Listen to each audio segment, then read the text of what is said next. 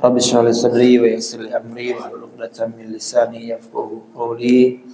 Allahumma la sahla illa ma ja'altahu sahla wa anta taj'alul hazna idza syi'ta sahla. Alhamdulillah, kita kembali di kajian rutin malam Ahad.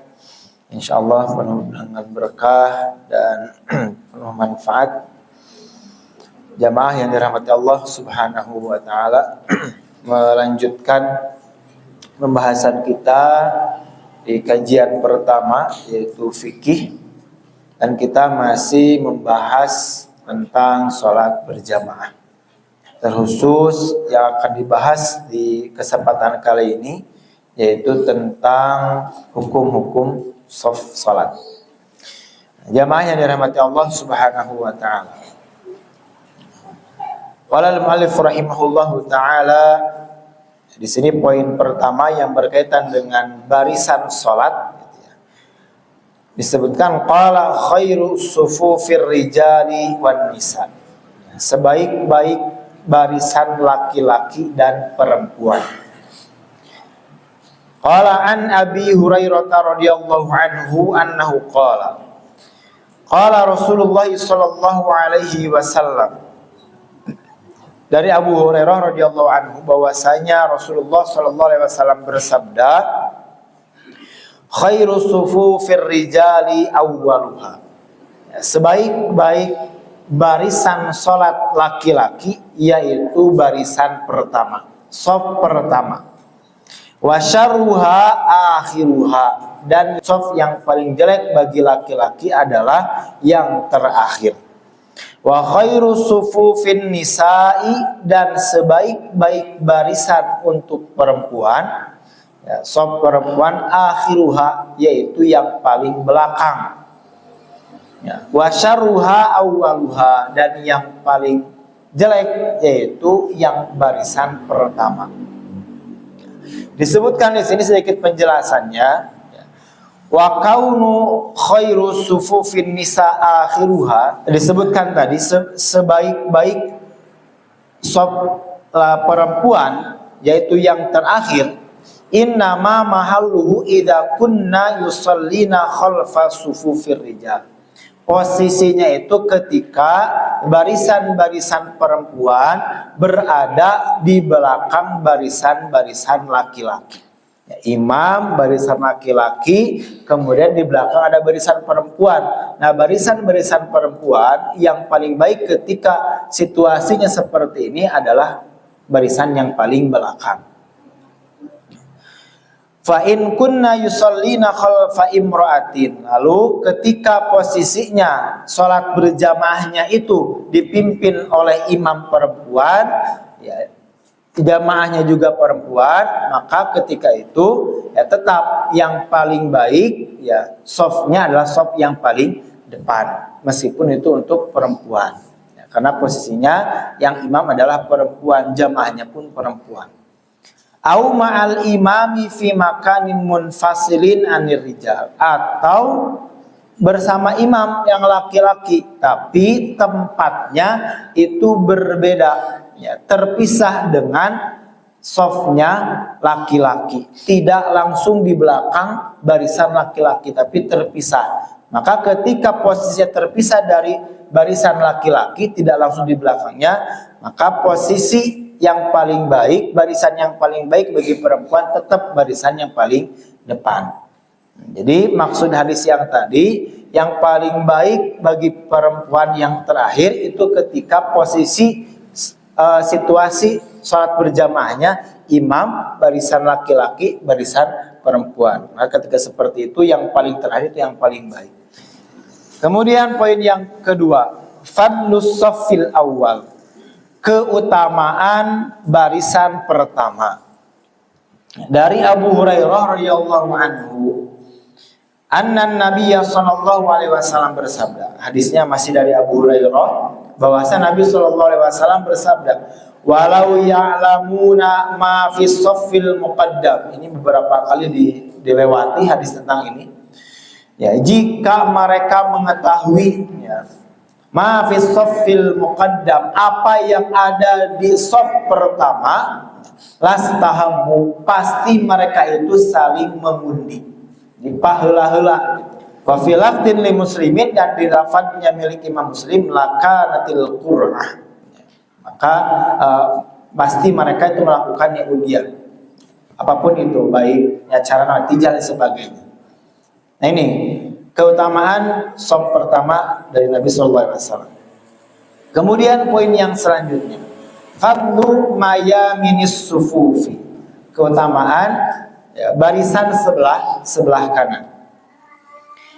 Anil Barra radhiyallahu anhu annahu qala kunna idza shallaina khalfan nabi, kami jika salat di belakang Rasul, di belakang Nabi, ahbabna an nakuna an yamini, kami senang posisinya di sebelah kanan Nabi, di sebelah kanan Nabi.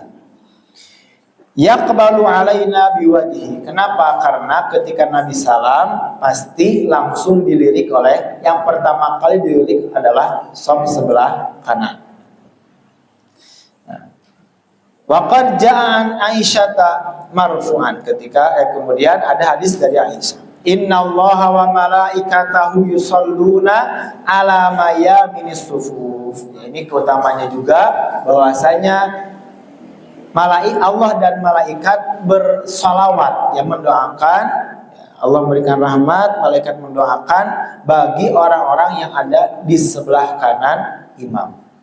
Tapi ingat, yang perlu jadi catatan, bukan berarti pinuhan heula nukatu sanes, tetap harus menjadikan imam di tengah-tengah. Ya, harus menjadikan imam di tengah-tengah. Ya, jangan misalnya penuh dulu sebelah kanan, sebelah kiri kosong heula. Ya, bukan seperti itu. Ini salah satu keutamaan. Kemudian poin yang selanjutnya, man yalil imam, siapa yang berhak berdiri setelah imam. An Ibnu Mas'udin, dari Ibnu Mas'ud radhiyallahu anhu, annahu qala Rasulullah sallallahu alaihi wasallam, liyalini minkum ulul ahlami wan nuha, agar berposisi setelah aku, di belakangku, di antara kalian siapa? Ulul ahlami wan nuha, orang-orang yang sudah dewasa dan berakal. Tsummal ladzi yalunahum salasan, kemudian yang setelahnya, sebanyak 3 kali. Nah, yang disebut ulul ahlam di dalam hadis ini humul uqala, yaitu orang-orang yang berakal, waqila al-balighun, dan dikatakan juga yang dimaksud ulul ahlam adalah orang-orang yang sudah baligh, yang sudah dewasa. Wa fil hadis taqdimul afdal fal afdal ilal imam, jadi mengutamakan orang-orang yang lebih utama, jadi belakang imam. Kalau perlu yang hafid, jadi disimpan di belakang imam, bukan orang-orang yang mungkin anak kecil atau yang belum dewasa. Li'annahu aula bil ikram, wa li'annahu rubbama ihtajal imamu ila istikhlafi fayakun huwal aula. Karena pertama itu sebagai penghormatan kepada orang-orang yang lebih utama untuk diposisikan di belakang imam. Kedua, bisa jadi imam nanti di tengah-tengah misalnya batal gitu, yang batal, butuh pengganti. Yang lebih utama untuk menggantikan yang setara dengan imam statusnya gitu. Otomatis pilih yang paling dekat dengan imam. Yang paling dekat dengan imam itu harus yang setara dengan imam statusnya. Baik dari bacaannya, kemudian keutamaannya. Kemudian walidha kana Rasulullah sallallahu alaihi wasallam yuhibbu an yalihil muhajiruna wal ansor liyakhudhu minhu, dan Rasulullah sallallahu alaihi wasallam yaitu sangat senang jika orang-orang atau makmum yang tepat di belakangnya adalah orang-orang muhajir dan orang-orang ansor. Bahkan ya, ada satu hadis, baina ana fil masjid dari Qais bin Ubad, ketika kami di dalam masjid, fi shaffil muqaddam, kami berada di shaf pertama. Fajabadani rajulun min khalfi. Ya, kemudian ada seseorang yang menarikku dari belakang, ditarik. Fanahani wa qama maqami. Kemudian ya setelah ditarik, laki-laki tadi menggantikan posisinya gitu, ditarik, kemudian yang tadi dari itu pindah ke depan. Fa wallahi ma aqaltu sholati falama in sarafa fa idza huwa ya Ubay bin Ka'ab. Setelah beres salat, siapa tadi? Ternyata yang tadi menarik adalah Ubay bin Ka'ab. Faqala, dia berkata, ya fata, inna hadza ahdu minan nabi sallallahu alaihi wasallam ilaina annalihi. Ini adalah ya janji Nabi sallallahu alaihi wasallam kepada kami untuk berdiri di belakang beliau. Nah, jadi orang-orang Ansor dan Muhajir yang diutamakan oleh Nabi. Artinya ya di belakang imam adalah orang-orang yang paling utama daripada makmum-makmum yang lain. Wallahu a'lam bishawab. Itu 4 poin di kesempatan kali ini. Jadi yang pertama, sebaik-baik barisan laki-laki perempuan, kemudian keutamaan shaf pertama, kedua keutamaan shaf sebelah kanan, yang keempat adalah orang-orang yang berdiri di belakang imam, yang berhak berdiri di belakang imam. Wallahu a'lam bishawab. Masih ada nanti poin-poin selanjutnya yang berkaitan dengan barisan di dalam sholat.